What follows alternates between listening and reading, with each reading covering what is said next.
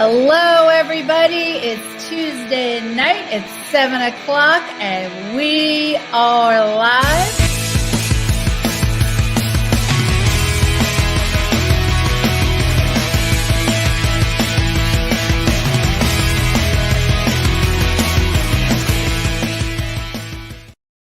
Hello, everybody. It's Tuesday night. It's 7 o'clock, and we are live.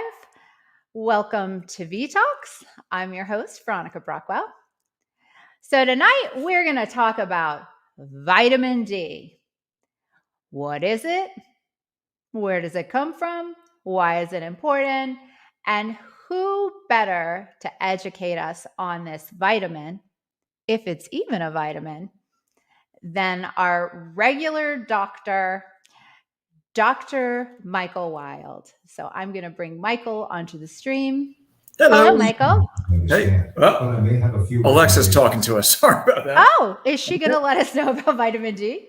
Alexis, what is vitamin D? I don't know. Don't do that. We'll just keep going. We don't even need you. We're Right. just gonna sit here with Alexis. You can go take a nap. You know, that might be a really fun show. Creepy, but maybe fun. You know, we'll just interview Alexis. And did you check this out? You know, I changed the voice of mine to a man's voice just for variety. You know, you could do that, right? It's kind of like, it freaks you out because I kind of forgot I do it. And all of a sudden I hear this voice behind me. What is this? So, how are you? I'm doing really good. I'm so glad. So you do come here every month, but there might be some new viewers this evening. So would you mind giving us a quick synopsis of who you are? Sure. Okay. Thanks. All right. I'll try to give you the down and dirty version as fast as possible. So, sit down, buckle up. Here we go. Okay. So my name is Dr. Mike Wild. I am a chiropractic physician for 30 years, a functional medicine practitioner for 15 years, and an avid biohacker for about 6 years. So I run a unique cellular healing center in Richmond, Virginia, called Dr. Wild's Advanced Health Restoration Solutions. And that is a synergy of my 3 healing services. So I offer chiropractic neurologic care, functional medicine care, specifically focused on cellular inflammation and toxicity and preventing and reversing chronic diseases, especially the top 5 diseases that everyone in our country dies from, which are cardiovascular disease, which is heart attack and stroke, cancer, diabetes, Alzheimer's and dementia, and any of the over 150 autoimmune dysfunctions that people suffer from. The reason I deal with all those different things is they all have one thing in common, which is they all start with cellular dysfunction, and that's my specialty. And then biohacking is a term that means using scientific shortcuts to rapidly improve your health and performance. So who doesn't want that, right? Right. So I use all kinds of cool cutting-edge tools and technology to shorten your body's biological learning curve so that you can get the fastest results in reducing your stress, increasing your strength, optimizing your appearance, and overall enhancing your health. So that's pretty much me in a nutshell. I'm doing this at this point in my life because I'm gonna make a very long story short, lost my wife to cancer 7 years ago. Our journey, our battle against cancer started back in 2001 when she was diagnosed with potential breast cancer. She received treatment for that then created a second cancer. And then we had to deal with that. And she was only given 2 months to live. We dove deep into the cellular mechanisms that are involving cancer and how to stop them and reverse them. And she ended up living 3.5 years, which was a great triumph over the 2 months I gave her. But ultimately, I did lose her in large part because I didn't know then what I know now. And that was October 1st. In just a few days will be the 7-year anniversary of her death. Oh, so gosh, I'm sorry. Yeah, obviously around that time I'll be more emotional on that day, but I got great empowerment in the last 5-6 years of taking the knowledge that I gained from helping her and applying that to other patients since, and seeing the wonderful changes that I could see in their bodies and help them with not only cancer, but all those top diseases. And I really feel that's what God put me here to do, and that he used my wife's experience as a terrible lesson to force me out of the frying pan into the fire, to go to great lengths to research how to help people at the cellular level. And that's ultimately what my practice revolves around now. And so one great note in that regard is that work has been recognized. And starting in the first quarter of next year, I'm going to be heading up a cancer care center at a holistic retreat center in Mexico. And so I'm very excited about that. And that I really feel is the current culmination of all the work I've been doing. And I can't wait to get that started. Congratulations. Thank you. That's amazing. I didn't even know that was in the works. We've been in the works for about 2 years, and COVID kind of slowed everything down, of course. Yeah. But now it's really started snowballing, and we're going to start in December with masterminding with all the doctors who are going to be involved, and the support staff's about a dozen people. And we're going to be meeting in the location, which is an absolutely beautiful location in the mountains south of Mexico City. It's already a healing kind of Mecca place, kind of like a Machu Picchu that's known for its healing energy and vortex, that a lot of people come there to get well to begin with. Okay. And we're going to have a really high-end holistic healing retreat center there where people will come for a week and really get educated and get testing done and get taught pathways to healing and receive treatments. And then we'll continue their treatment modalities. For example, my program is actually 6 months long.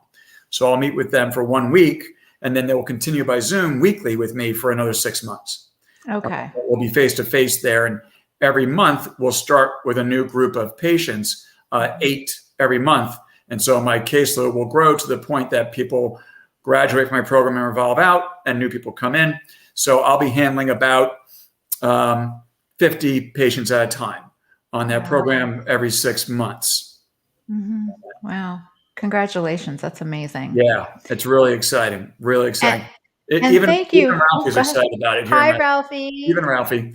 Those who are just tuning in with us. Ralphie joins us every week. Yeah, so I didn't want people to think I had a really hairy chest popping out of my shirt or anything. So you're right. There he is.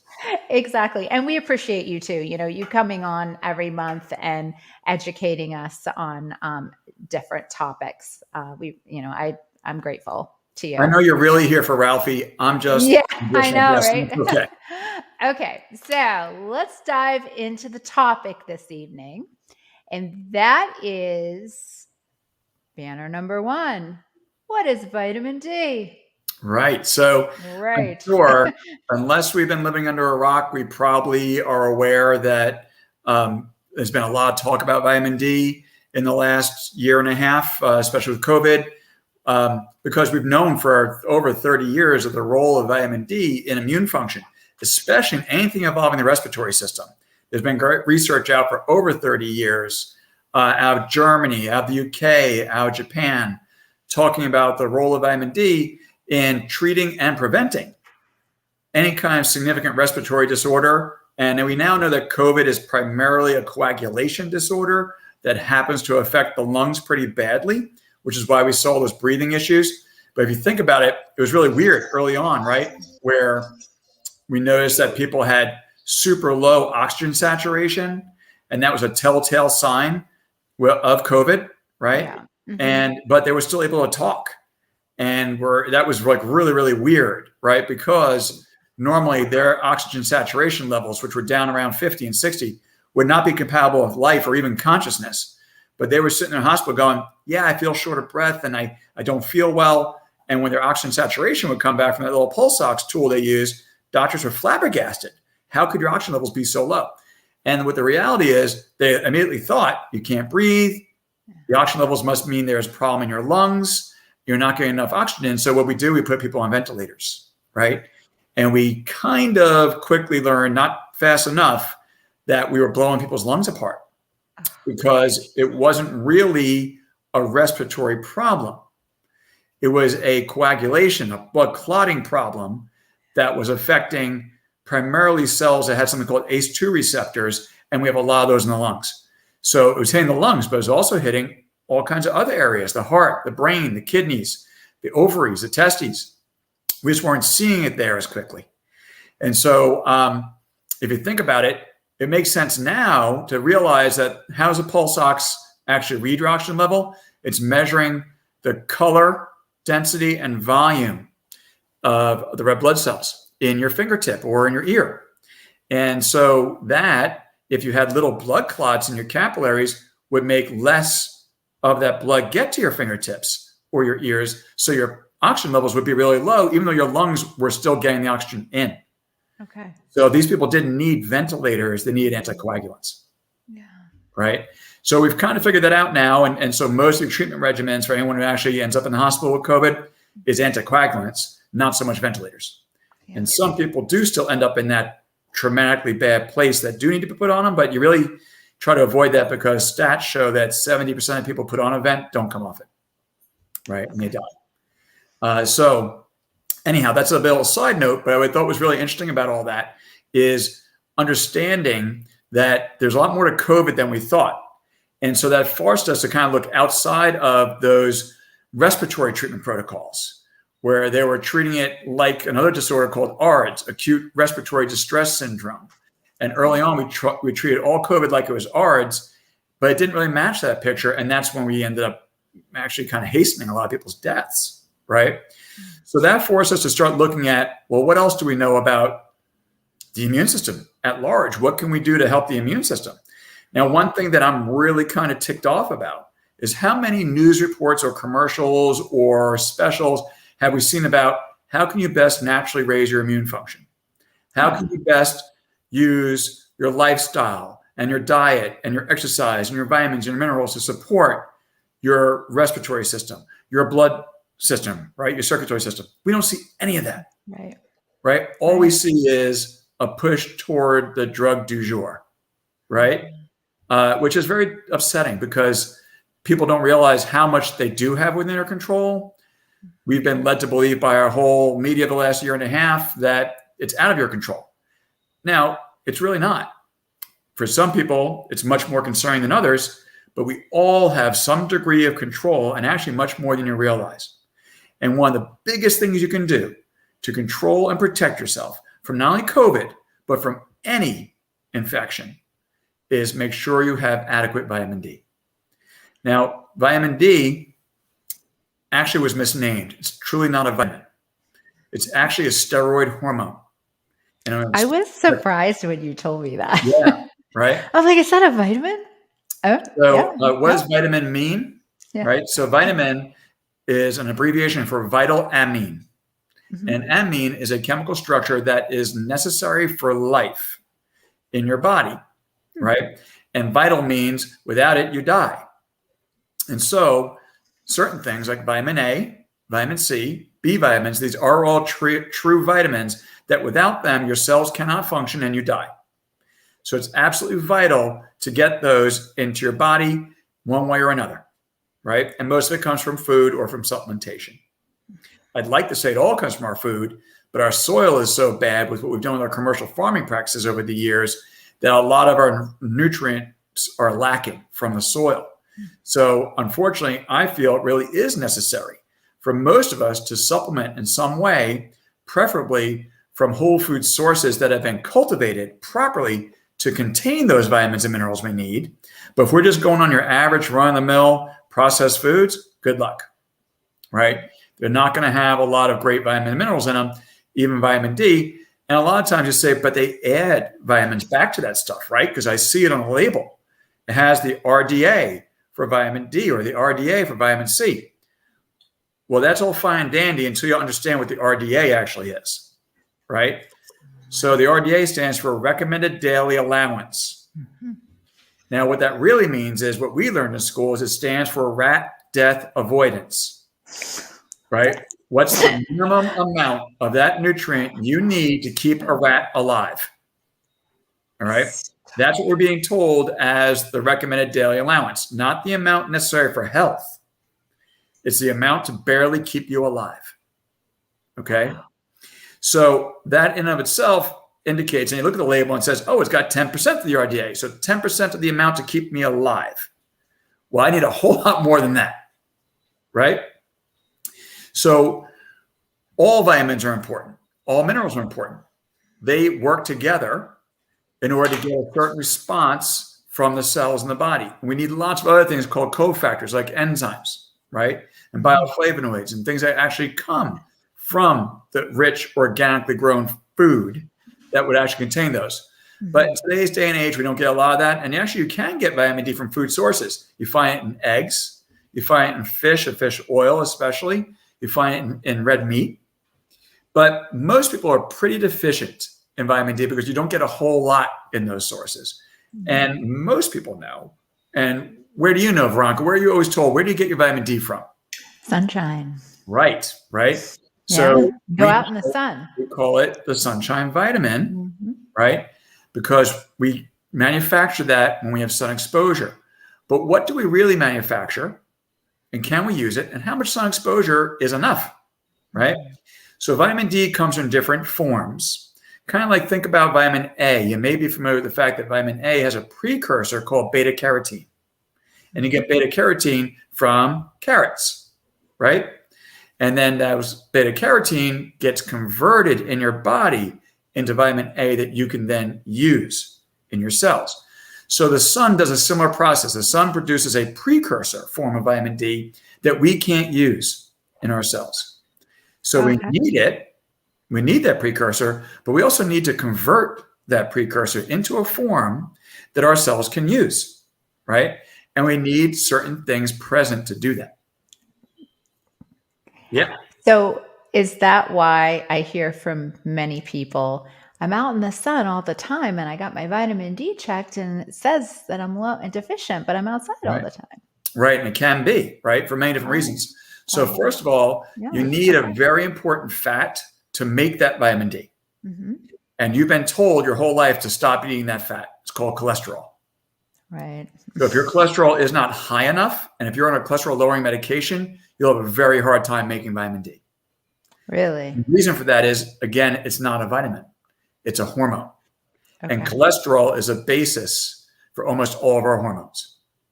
So if your cholesterol is too low, you also don't make good estrogen, progesterone, testosterone, adrenaline, all the things that you need for a healthy life and a healthy sex life. Okay. So if your cholesterol is too low, if you're on cholesterol lowering medications too long, you start lacking in the bedroom. You start getting extremely fatigued, right? You start having problems with brain fog because your brain is 80% cholesterol, right? You start having neurologic problems, muscle weakness, because every nerve in your body is coated with cholesterol, like the plastic on a wire.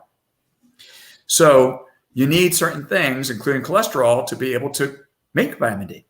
So you get lots of sunshine. But if you're driving your cholesterol down, down, down, thinking you're doing something good, you actually could be causing harm. Okay. And I think we've talked about this in the past, and I know we have, that cholesterol gets a bad rap and that many people push their cholesterol way too low, and actually you need a good amount of cholesterol from good, healthy sources. And those healthy sources are organic meats and butter and dairy from organic grass-fed animals, not from commercially raised grain-fed animals, which creates a completely different biochemical form of cholesterol. Okay. So, and that, again, we can get into a whole other topic another day about that if we want to get back into that one. But for vitamin D, that gets converted in your liver and your kidneys and your white blood cells, your immune system, converts it to the active form. And then it gets used by the body for many different things, but it's especially important to your immune system. Now, a lot of people have heard about vitamin D being important with calcium and building strong bones. Have you ever heard that before? Right? Oh, yes. Okay. And as a matter of fact, if you don't have enough vitamin D, you can get a disorder called rickets, right? Where it causes really curvy, really badly bowed legs because the bones don't form properly. Well, the reason for that is vitamin D is very much involved in our calcium metabolism and our body's ability and our cells' ability to use our calcium. And that's even important. We want this one? Yeah. We'll go back and forth. We'll go back and forth. Both ways. I need to do something while I'm here. I'm just listening. Yeah. I'm going to play with my banners. And I'm sorry. I know I get runaway verbal diarrhea. No, that's all right. I'm following you. I got you. I got you. Don't worry about it. All right. So we're hopping back and forth between those signs you got there because both calcium and vitamin D are necessary together for immune function. Okay. So calcium is, yes, it's important for strong bones. It's also important for muscle function, and it's extremely important for immune function. And as a matter of fact, I want you to think about this. When you get sick, most people, if they get sick enough, start to feel warm, and we call that what? Fever. A fever, right? Now, why do we develop a fever? What's the point? Well, one very important reason we develop a fever is what happens when you get a fever? You start to shiver, right? What is shivering? Shivering is multiple little contractions of your muscles, which spits out calcium, because calcium is stored in your muscles. And why do we want to spit out calcium? Because calcium is used by the immune system to signal a cascade that makes your white blood cells go into action. And your white blood cells are your army. And they're going to fight off any invading organism, especially a virus. They do 75% of the fight against a virus. So you need good, strong white blood cells. There's many different kinds of T lymphocytes and B lymphocytes, macrophages, neutrophils, eosinophils, basophils, all different kinds of white blood cells. Very important ones called natural killer cells that kill a virus and kill cancer cells. And these are all activated by calcium. Well, vitamin D is necessary for your body to properly utilize your calcium. So without the right amount of vitamin D, you can't use your calcium properly to activate your immune system. Okay? So vitamin D and calcium are very important together. Okay. But not only bone health, but immune health. And a fever is very important. We want a fever because we want to have that fasciculation, that release of calcium. Another thing that a fever does for us is it releases a chemical called interferon, which is a very strong immune system chemical. As a matter of fact, now we use it as a biological form of chemotherapy to fight cancer, because we know that interferon interferes with cancer growth and interferes with the ability for a virus to enter your cells. Okay? So the better your interferon production, the less likely you are for anything to get you, especially a virus or cancer. Okay? So I have a question about the vitamin D supplements. What does it mean when it says vitamin D3? What is the 3? All right. So the D3 is one of the forms that our cells can use. D2 is the form that the sun produces for us. Okay. And then we have to add a hydroxyl group to it, it's called. It's a biochemical term. We add a hydroxyl group, and that turns it into a usable form. Okay. Now that happens again in the liver sends it over to the kidneys, and the kidneys do it, or our white blood cells do it. So if we have kidney stress or kidney disease, we have a harder time. That's my big dog. Sorry. Come here, buddy. Come here, Knight. We have a harder time converting that vitamin D to a usable form. So people who have kidney stress or kidney disease have a hard time making enough usable vitamin D. They really need to supplement. People who have any kind of liver stress, right? So the more we drink, right, we have a hard time converting that vitamin D to a usable form, right, and measuring it in our blood. So like your friends, I'm not saying this is what your friends did, but let's say they spent all day out in the sun drinking, right? Yeah. Well, then they took in the vitamin D and then couldn't convert it well. Oh, of course, because they were drinking. Right, because that stresses the liver, which then makes it more difficult for the liver to do part of its job, which is that hormone production. Your liver makes a lot of hormones for you, and vitamin D is one of the biggest ones in producing that vitamin D. Right? So, Michael, we're on the beach right now getting our vitamin D, and I'm wearing sunglasses and SPF 75. Right. Am I still getting vitamin D? So not so much, because you're blocking the rays that are necessary to create that vitamin D. So, and by the way, the research has shown over and over, anything above an SPF of about 30 doesn't make much more difference at all. Okay? Oh, interesting. Okay. Yeah, so if they charge you more for the 50 or 75, go for the 30. All right? Okay. Because once you reach that point, it's really negligible. It's like 1% better. And natural versus chemical. Right. So things like zinc oxide, titanium oxide are much better at blocking the burning rays and don't put a chemical onto your skin that can create other problems, such as being associated with cancer. Yeah. So here's a nice catch-22, right? So one of the reasons why we want to avoid all that sun exposure too much is we don't want to burn because it creates skin cancer, right? Right. And so we use all this sunscreen lathered up with chemicals that have been found to cause skin cancer. Okay. And they block the vitamin D, which has been found to prevent skin cancer. So you start to wonder. Right. The moral of the story here is don't lather on all the chemicals and stay out in the glaring sun all day. Yeah. Wear appropriate clothing to protect you. Right. When I go to the beach, like I was just down taking advantage of one of the last nice days of the summer, I realized, hey, the whole summer went by and I didn't get to the beach.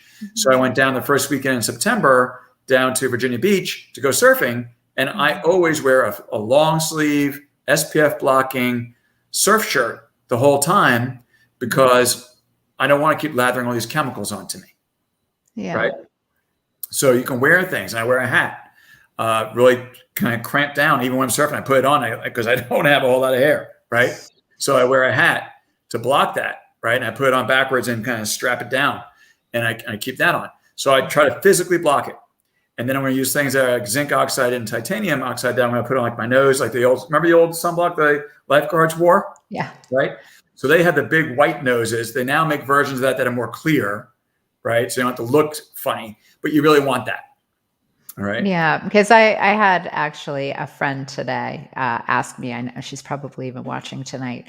And she is fair, red hair. And she's like, what can I do? How do I get my vitamin D? I have to put sunscreen on or I'll burn just walking out, looking at the sun, I'll burn. And I'm glad you mentioned that because people with fair skin make more vitamin D faster than people with tan, brown, or dark skin. Yeah. Okay.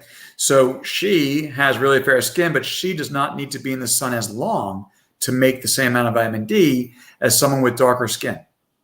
Okay. It has nothing to do with your eyes. Not so much. It has to do with the color of skin. At least that's what the researchers show. Okay. Okay. Now we do notice people with blue eyes have more fair skin. We don't see a lot of people with darker skin and blue eyes. Right? Okay. We usually don't. That's why I asked. By and large, we usually see darker eye colors. But I think that's more of an association, not necessarily something that we see as often as the skin color itself. So the melanin is going to block some of that ability, right, for your body to actually manufacture that vitamin D. So they've definitely found that. So there are certain groups of people that we see have a harder time producing enough vitamin D, and it's even more important for them to supplement with it. Yeah. So that is people of darker skin for sure. Mm-hmm. All right. Now, if you, and when we talk about being out in the sun, it also depends on what time of year it is, how strong the sun's rays are, how long, 10 minutes in the middle. Where you live, right? Right. So 10 minutes closer to the equator is a whole lot more sun producing vitamin D as above the equator. And actually there's something called the 35th parallel that kind of runs on a little bit of a swoop. Yeah. And the dividing line is kind of like the bottom 1/3 of the United States. So above that line gets much less vitamin D than below that line. Okay. So Texas, right? Alabama, Florida, you're getting a lot more vitamin D there than you are even in Virginia or anything above that, right? Yeah. And so there's a huge difference that goes on there. And they've found research over and over an extremely strong correlation to there being many more illnesses, respiratory disorders, and deaths from all causes for people who live above that 35th parallel. And they think that that's one part, at least, is because we don't make as much vitamin D as easily.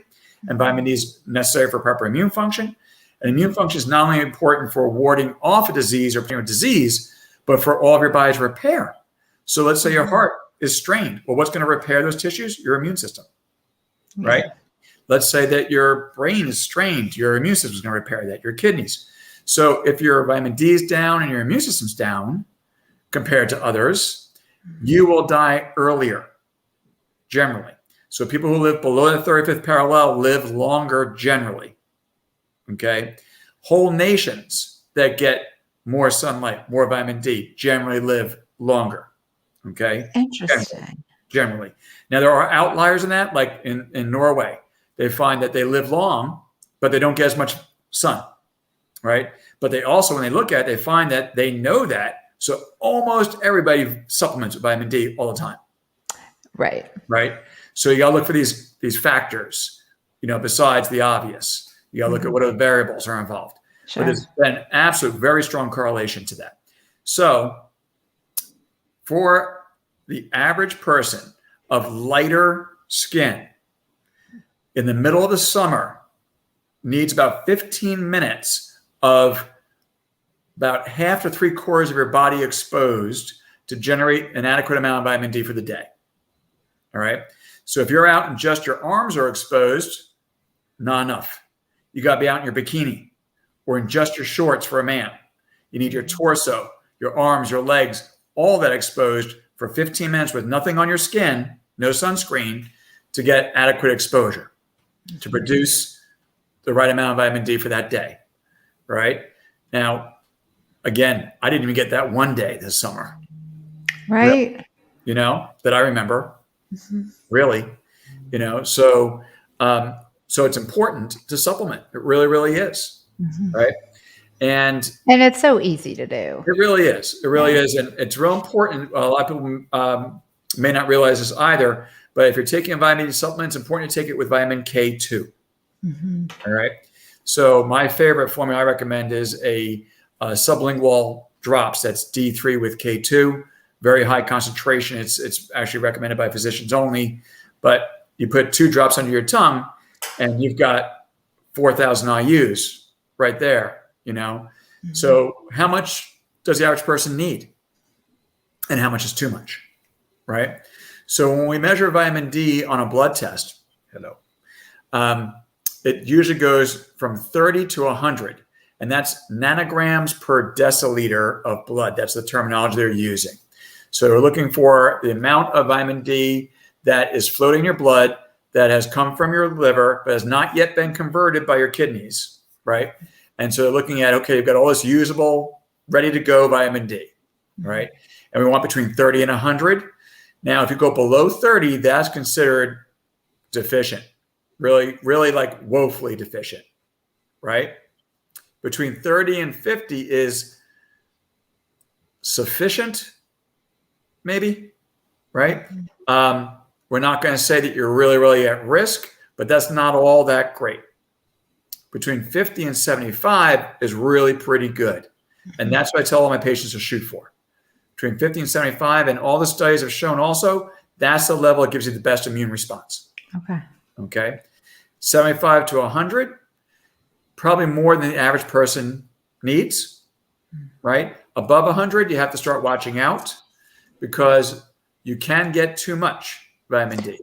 And what happens if you get too much vitamin D, Michael? So certain vitamins are water soluble, meaning your body will flush out what it doesn't need in your urine. And others are fat soluble, meaning it gets stored in your body's fatty tissues, like your brain and your fat cells, right? And the vitamins that are fat soluble are A, D, E, and K.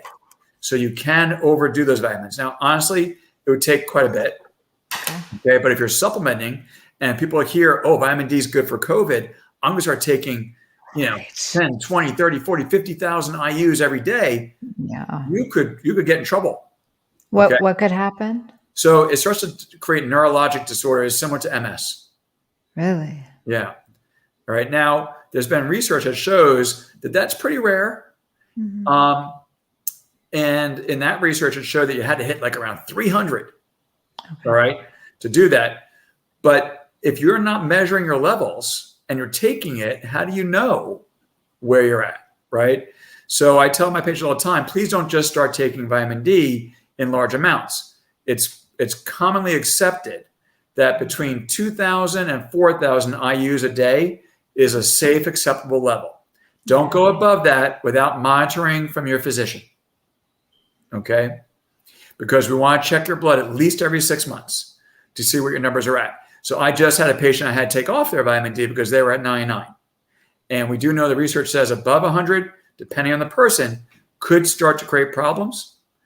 Now, that being said, for people in my cancer care programs, I usually try to get them around 150 because their body is so challenged, they need more. Okay. Right? So when we talk about taking vitamin D in, and we're talking about how much is too much, we also think about, well, how fast is it going back out? How fast am I using it? Right? So if my immune system is very challenged, like in the case of cancer, I'm using up my vitamin D really fast. And so I need to replenish it more, right? So we talked about that one group of people being the darker skinned people that might require more, right? So they still need to monitor it, but they're going to need more than lighter skinned people to get to an acceptable level. All right.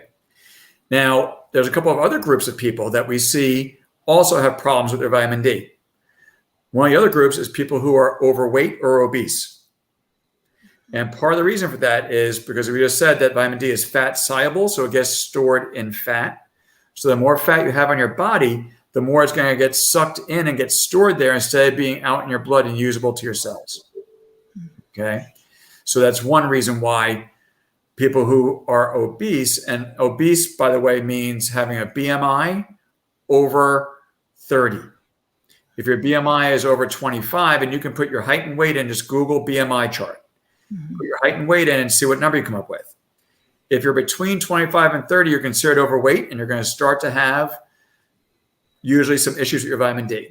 If you're above 30, you're considered obese. If you're above 35, you're considered morbidly obese, which means you have a really much higher risk of dying from just about anything, because that fat that you're carrying changes your biochemistry. And that biochemistry creates more inflammation and more problems, such as sucking up your vitamin D. Yeah. And if you suck up all your vitamin D and you can't use it to activate your immune system, you can't heal and repair your damage to any of your organs that occurs on a regular basis, part of living, and you can't defend yourself when you do come in contact with something. So again, look at the case of COVID. When we look at those studies looking at, okay, across the board, when people were dying from it, what did they have in common versus people who didn't? And obesity, or even just being overweight, was one of the main things. It was actually the number two thing. The number two thing, right? The number one thing that people who die from COVID had in common across the board is they were either self-assessed at one time or diagnosed as having anxiety disorder or significant fear. That is the biggest indicator that you will die from COVID. Okay. Now, what we talk about in our previous episodes, we talked about what anxiety does to you. Sure. What fear does to you, right? Yeah. And I talk about how anxiety and fear produce changes to your biochemistry that immediately shut down your immune response. All right. It's much more important than you realize. And that's why I keep pounding that and driving that over and over and over, how I can't stand what the media is doing. All it's doing is driving fear, fear, fear, and anxiety. Every day they report on the death numbers. What's worse? How often do they report on, this is how many people recovered today? This is how many people went into the hospital and came out just fine. You never hear that, right? Yeah. We're just driving more and more fear. And it really concerns me, especially because of my background, right? And I told you my undergraduate work and even some of my graduate work was in psychoneuroimmunology, PNI. And that's the connection between the role of what happens to your psyche and your physiology. And fear and anxiety kills, literally. Yeah. Okay. So that being said, part of that is the impact that gets on your vitamin D. Okay. So we have darker skinned people, we have overweight people. The third group that vitamin D is low in are older people. Okay. Yeah. So the older we get, especially past the age of 60, the more difficult it is for your skin to absorb the sun and create the vitamin D, and for your body to convert the vitamin D into its active usable form. And again, look at COVID. What was the group of people most at risk? Sure. Older people. Yeah, right? It was over 60. Huge jump above 60, then huge jump above 70, huge jump again above 80. And if we look at groups of people below 60, tremendously less risk. Like, don't even worry for the most part. Now, I know, again, I have to say, right? And I apologize for interrupting, but my mother is 85. And she has been taking supplements for 20 years. I don't even think I've ever seen her with a cold. Yeah. If you're And I'm taking the right talking supplements, right. not, Yeah. one a day. She's got them all lined up. She can tell you exactly what they all do. She's Right. got every letter, every number. She's now on the CBD after Good. watching you. Good. Oh, yeah. And I will tell Oh, you that, yeah. She I mean, goes to the store. you don't have to Thanks take a lot. 30 different things every day What's either. Dr. Wilds going to say tonight? I like that. Cool. I know. I'll show you Well, the bottle she's on now. I'm a little nervous, but yeah, it's full spectrum. good. Good. That's Oh, the yeah. best. She's listening. Trust me. I'm glad to know that But someone's it listening is, to me yeah, besides you and Ralphie. yeah. Right. But I'm just saying, the woman has never, I don't think she's ever had a cold. And of course, there's many factors in it. And think about that too, right? So people who take supplements are generally going to be living other aspects of a healthy lifestyle. She probably exercises. She probably eats. I don't know. If you walk? I mean, not too much. Okay. Well, then it's She all. hangs out at the diner in town. Well, Yeah. again, it's one of those things where I do believe that taking the right supplements in the right form Yeah. at the right time is extremely important and helpful in today's world. Because, again, we talked about how much vitamin D can get used up. Well, so can our other elements, our vitamins and minerals like magnesium. Most people are very deficient in magnesium because it does other 600 things for you. And the more stressed you are, the faster you use it up, right? Yeah. So again, just another thing. Anybody stressed lately, right? I mean, I can't say it enough over and over again. So it's really important because I don't think we can eat enough to make up for what we're losing, what we're draining from the sustained stress in our body, the sustained state of anxiety, emotionally and physiologically, that's causing us to really burn through. It's like being in a car and we start with a full gas tank and then our entire trip went from flat to uphill. And you have to have your foot on the gas all the way the entire time. Do you think you're going to burn up that gas a little faster? Sure. Right? So before you know it, you're going to be out of gas. Well, the same thing's happening. Our foot's on the gas pedal all the time now. Right? So are there any outwardly physical symptoms if you're deficient in vitamin D, or is it just silent? There are symptoms when you get severely deficient, Okay. like the bone density issues, Yeah. the recurrent illness over and over, right? Those are some common outward signs that we see. It's also involved in your teeth and other things. So we can see some indicators of that, but that you'd have to be pretty deficient to get to that point, right? So a lot of times you're just not going to notice, other than maybe Until it's kind of too late. get sick a little bit more often or Right. something like that. But Because it's how often have we heard, I have heard this in the news, like, they're just testing people for other reasons, but they see that, wow, so many people are deficient in vitamin D, they didn't even know it, right? So yeah. We live in the Northeast, so we're very deficient here, and Right. For years, I know my physician has monitored my vitamin D for at least 10 years. and that's fantastic because Yeah. most doctors have not done that. And I was deficient 10 years ago, Yeah. and now my numbers are great, thank goodness. But Right. I was deficient in the omega-3s, though. No one tested me for that except Right, for and that's you. another thing, right? So Yeah. you got maybe you have the vitamin D in the right amounts, Yeah. but how's the vitamin D get into your cells? It needs omega-3s to carry it in. Yeah, I didn't know that, Right. So we were talking about that, right? Because we talked all about our episode about the importance of omega-3s and what that does to your cell membranes. And the cell membranes include the doors that let things in. And so if you don't have the right amount of omega-3s and the right balance and ratio in your cells, you can't get the nutrients in as well, including vitamin D. Yeah. Right. So what I'm hearing then is you need your vitamin D and your K, Yep. right? And the vitamin D also gets absorbed better with magnesium. Magnesium. Yep.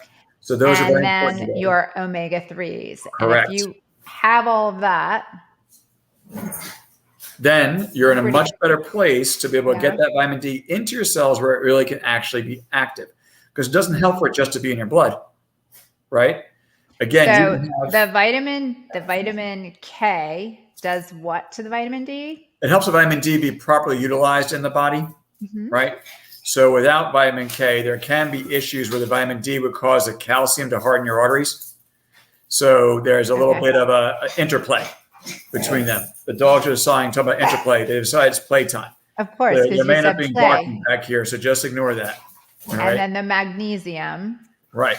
So magnesium is helping the body actually metabolize and use vitamin D and get into the cells. So magnesium is also one of those things with calcium that opens the cell membrane channels. Mm-hmm. Right. And then you've got your omega-3s. Right. That's So the the lock omega-3 is on your like door. creating the healthy door, Mhm. and calcium, magnesium open and close the door. Mhm. All right. And then the vitamin D can get in the way it's Okay. supposed to. So that's like that combination is going to really protect you from getting sick. Much better. Right. So it's not Okay. the only factors, of course, but if you don't have them, we have a problem, because if we think about our immune system, and we spoke about this a little bit before in a previous episode as well, Mhm. but I always like to use those analogies. I think it's easier to remember that way. But let's say that we're trying to protect our body, obviously, and our Mhm. body is ultimately made up of cells. So we're trying to protect our cells. Okay.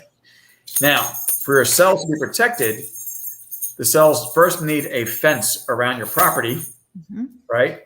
And that fence would be even better if it had guards on it, right? And the guards had weapons Mm. to protect themselves from anything that was coming. Mm. But if anything should get past that fence and guards, our house also needs a strong front door, strong windows, strong walls. All these different nutrients play a role in all of this, right? Now, it's helpful to have your guards out there, but if the guards don't know what each other are doing, that's a problem, right? Hey, Joe, I thought you were watching Gate A. Mhm. No, Bill, I thought it was you, right? So we need a ringleader, or if we're going to call that fence the army, which is your white blood cells and all the cofactors involved with that, we also need a general that is taking charge, controlling how everybody's doing their job, saying, you go watch that gate, you go watch that gate. And here, you use this tool to stop that guy, and you use this tool to stop that guy. Well, that general is vitamin D.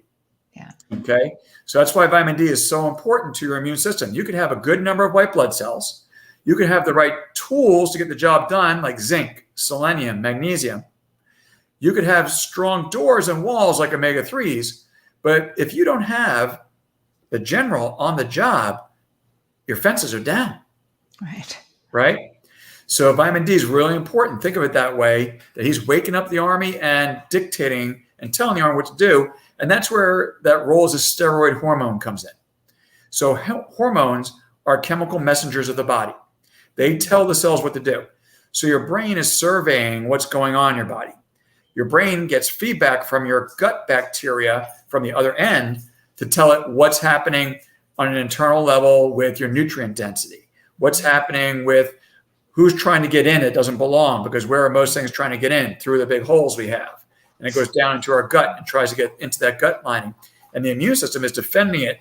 And the bacteria there are regulating all that and taking information, and they relay it back to the brain. So we have this gut-brain connection. And then together, the brain and the gut make decisions about what needs to be done in the body. Do we upregulate this? Do we downregulate that? How do we keep things in balance or homeostasis for optimal health, optimal resistance against disease, optimal repair from damage? And then they make decisions, and the brain then uses a signal to our glands to release hormones, which are chemical messengers that wash over the cells and hit all these little receptors like antennas sticking off the cells that tell the cells, this is now your job. Do this differently. Okay? So it's this delicate interplay of all these guys working together. But vitamin D is one of those hormones. Now, steroid hormones not only trigger the receptor, they actually enter the cell themselves and go straight to the nucleus of the cell, and they change and activate your genetic expression. So we've talked earlier in other episodes about our genes and about how important it is to turn those genes on and off in the right sequence. That's called epigenetics, right? And so we're all born with a certain set of genes, which is not as important as how those genes are turned on and off in our lifetime. That determines which genes will express and will you have that family disease, or which genes won't express and will you be just fine, right? And that epigenetics is most controlled by what goes in your mouth, including vitamin D, and what goes in your ears, what goes in your mind. Your thoughts directly influence your biochemistry that changes your epigenetics. So are you saying that we have more control over turning those genes on and off than we think? Absolutely do. And really? research has proven Okay. that 97% of all diseases, all illnesses are lifestyle related. Talking about nature versus nurture, they're more triggered by nurture. You're born with nature, your blueprint, your genes, but only 3% of all diseases are truly genetically caused and you can't change it. 3%. Wow. 97% of all things that we suffer from, including the top 5 things that kill everybody, all cardiovascular disease, all diabetes, all cancer, all dementia and Alzheimer's, and all autoimmune dysfunctions are affected and influenced by lifestyle choices dramatically. Wow.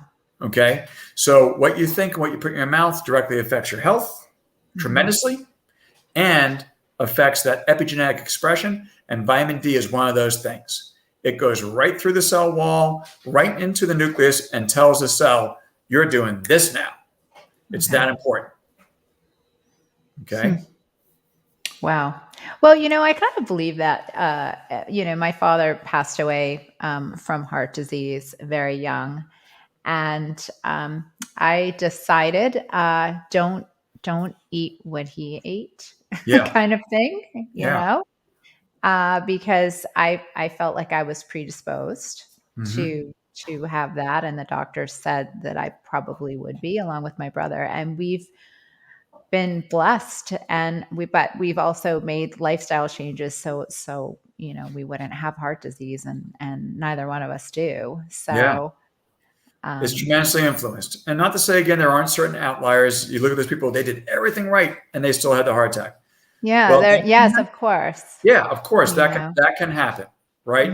But chances are, if you do everything right, that's not going to happen. Right. Now, also what I find is a lot of people don't know what right is. Yeah. I didn't know what right. I just said, don't, Dad used to eat that. Don't touch that.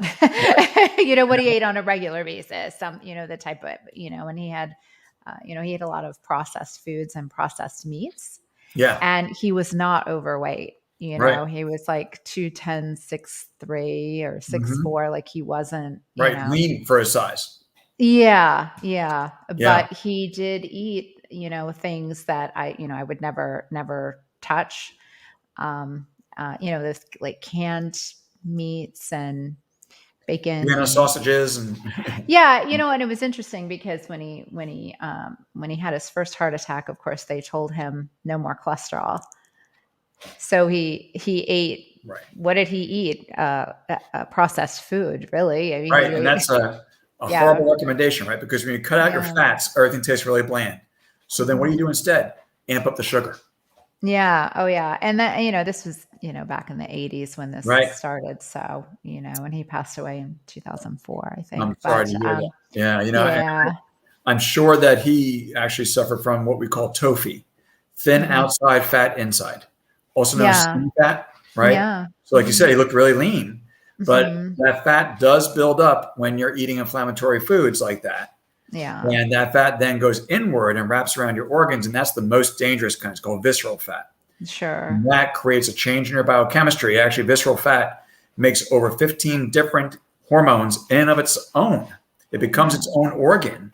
It's living tissue all by itself, like the Blob from the 1950s movie. It's created its own living tissue and starts to take over. And that change in that biochemistry leads to your early demise. It does things like dramatically raise your inflammation, which blocks your cells from hearing your hormones and repairing. It raises your blood pressure. It reduces blood flow to your brain, reduces blood flow to your heart. So, I mean, obviously that's a recipe for disaster. Yeah, his first heart attack was at 45. Yeah. I mean, think I about it. mean, that's insane, right? And when people say, I Yeah. understand he was healthy, he just was Mhm. walking along and dropped dead of a heart attack, or, Yeah. and I say, well, first of all, he's not healthy. That doesn't Right. happen to a healthy person.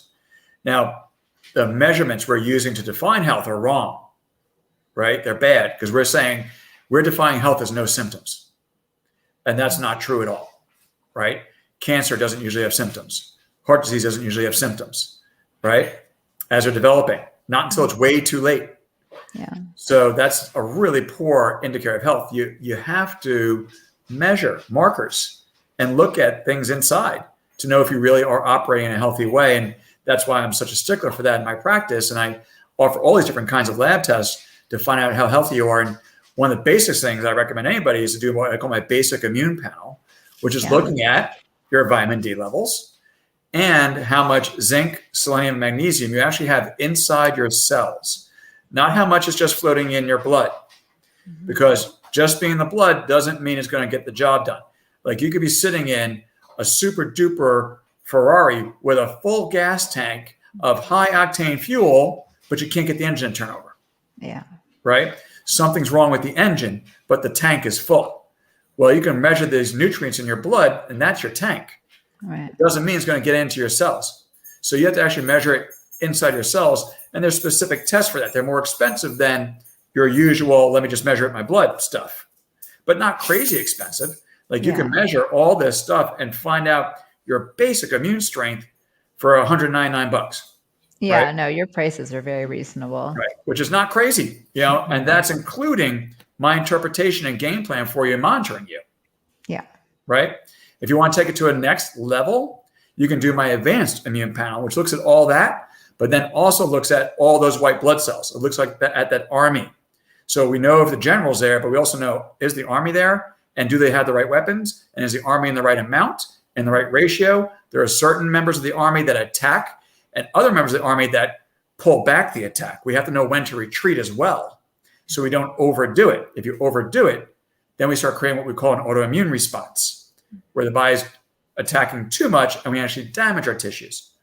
And so there's a balance there. And that's called a CD4, CD8 ratio count.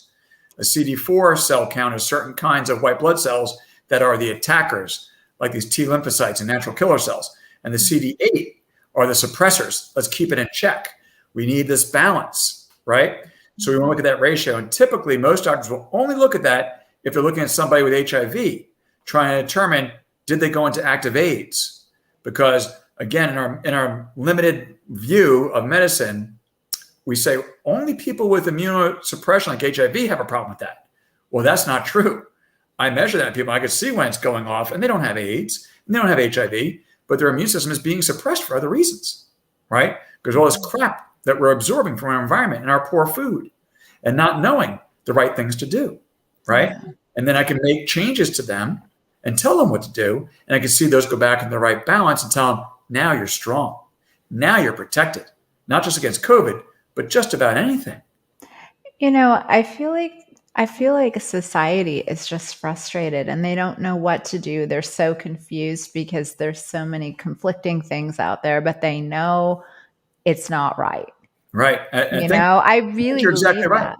Yeah, I think you're hitting that nail right on the head.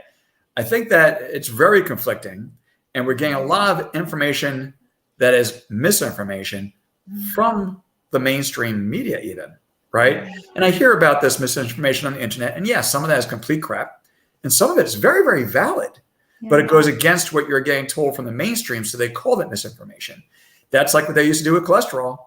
You look at the early studies that say cholesterol is horrible for you. Don't eat it. Go get it.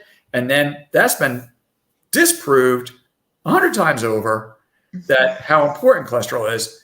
But back then, the information campaign was tremendous against it. Look at the early billboards for smoking's good for you. I know. Right? How many of these early things? 9 out of 10 and you doctors. Think to yourself, how did anyone think that was a good idea? Right. So it's kind of crazy. There can be massive misinformation, even on a large scale. So just because we see it on TV doesn't mean it's true. Doesn't mean it's right. And I know we don't have time to get into this path, but we do have one of your previous our previous podcasts when you were talking about breakfast. Yeah.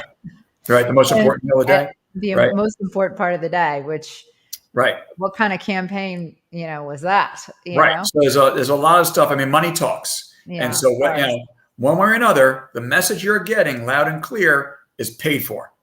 Right. Yeah. It really is, almost every single time. Just bother to dig deep enough and you'll see it over and over and over. So I think we know that, but we also know inherently something's not right. Something's not right. Yeah. And I think people want to do what's right. I think if you felt confident that you were, you knew what to do, I think that you would do it. Mm-hmm. But because there's so many different philosophies on how to eat, it's easier to just go, well, so-and-so said this was okay, so I'm going to eat this. Right. And you can kind of justify it away because it tastes good. I just stepped on Ralphie. Ooh, sorry, buddy. Oh, geez. Sorry, buddy. But I'm grateful that you're here and you're trying to educate us and those who want to try to live in a more holistic way and natural way. We'll continue to watch this podcast when you're on. I 100% believe in what you're saying. And I try to follow it. I've taken sugar out of my diet completely for quite a while now. Mm-hmm. Which is phenomenal and very hard to do because it's one of the most addictive chemicals on this planet. I had just like a little piece of chocolate the other day, like it was the tiniest piece and it had sugar in it. And all of a sudden I was addicted. I wanted more and I didn't. I said, don't do it, because it was too hard to get off of it. Yep, it is. It's I haven't had a piece of bread in, I don't know. Good for you. I mean, 6 months or longer. I haven't had one piece of bread. When your inflammation levels are down and under control and everything's good, you can tolerate some of that. That's fine. I'm not saying you have to wipe that stuff out forever, but when we're inflamed and our cells are not signaling properly, that is just fuel on the fire. I'm still inflamed. I feel I'm still inflamed from COVID. I feel. Yeah. So it takes a little while for your body to get over that. And if you're getting the right amount of vitamin D, that's going to really help. Yeah, no, I've been good. I've been trying to eat right and get better. So if somebody wants to speak with you or get more information or get some blood work, tell them how they can do that. So it's really easy. If you look at the ticker right here, drwildcanhelp.com. That's my website, and you can get a lot of information from that website. And right as soon as you get to the first page, there's a big box that says to book a free phone consult. So I never, ever have a problem with talking to anyone. They can pick my brain on any topic they want. They get 15 minutes of my time. So I put that away. So you book that so that I know that I can book that into my schedule. So I know to be prepared to talk to you. And you can ask me anything you want. That's the easiest way that most people start with me, because then in that 15-minute conversation, we really drill down asking very pointed conversation questions about what their real concerns are, what their goals are. And I can tell them exactly which direction to take to achieve that in the most expedient, efficient, and cost-effective way, right? So if they want to order that basic immune system test or the advanced immune system test, if I think they even need that, or the cell inflammation test, that $99 finger prick test. Which one? What did I have? The one? You did the cell inflammation test. Yeah, right? That wasn't expensive. $99. Yeah, right? And my gosh, I had no idea how deficient I was in my omega-3 fatty acids. I didn't know. Right. And we saw that right away. And I told you right away, you're at risk. You're really at risk. You're about to be infiltrated by a virus. And what happened? I got COVID. Right. So, I got the Delta.